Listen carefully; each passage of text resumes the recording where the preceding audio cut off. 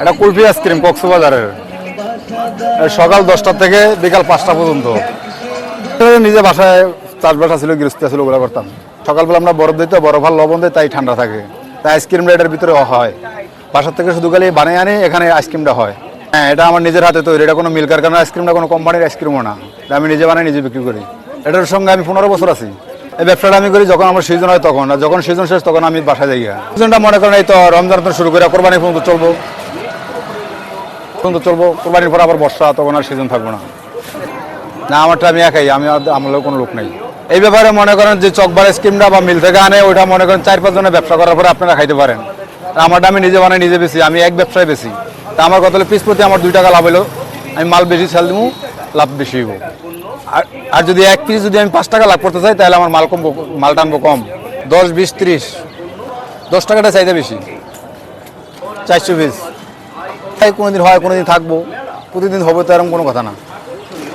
আমারটা আমি নিজে তৈরি করে নিজে সেল করি, আমি অন্য কোনো লোকের পাইকারি দিচ্ছি না।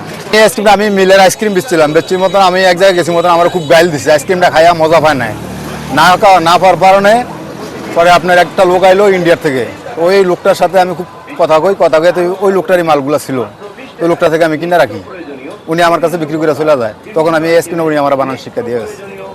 মানে তখন উনি আমার যে শিক্ষা দিয়ে গেছে তখন আমি ব্যবসা নিজে করি, আর কারখানার আইসক্রিম আর বিক্রি করি না। মানে সমস্ত খরচ বাদ দিয়ে যদি বেচা কিনা ভালো হয় তাহলে লাভ ভালো, বেচা কিনা কম হলে লাভ কম। তো রয়েছে দুধ, চিনি, বাদাম, লং, এলাচি, দারচিনি, মানে অনেক আইটেমের মশলা আছে এটার ভিতরে। যখন চুলাই দিয়ে গরম পানি করি তখন মনে করেন চুলাই দিয়ে গরম পানি করলে 1 ঘন্টা লাগে, বানাইতে লাগে 2 ঘন্টা 3 ঘন্টা জায়গা। তারপরে যখন বরফ দিয়ে মালটা হয় তখন জায়গা 1 ঘন্টা 4 ঘন্টা জায়গা, 4 ঘন্টা পরে আমি বিক্রি করতে পারি। এর আগে না, ফজর নামাজ পড়ে কাজ করি। 8টা থেকে বেরোতে 8:30 বাজে।